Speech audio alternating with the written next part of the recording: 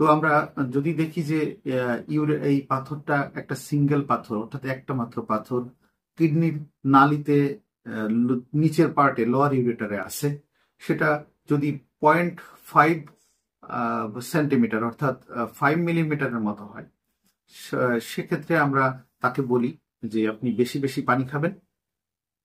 আমরা কিডনি নালীর নিচের অংশের পাথরের চিকিৎসা নিয়ে আলোচনা করছি। যদি এটা সাইজ 0.5 সেন্টিমিটার অর্থাৎ আধা সেন্টিমিটারের সমান পাথর অথবা তার চেয়ে ছোট হয়, তাহলে সেই পাথরকে আমরা রোগীকে বলবো যে বেশি বেশি পানি খাবেন, আপনি একটু দৌড় লাফঝাপ করবেন, আপনি চা কফি খাবেন এবং বেশি বেশি পানি খাবেন, এমন করে যেন দৈনিক 4 লিটার অথবা তার চেয়ে বেশি প্রস্রাব তৈরি হয়।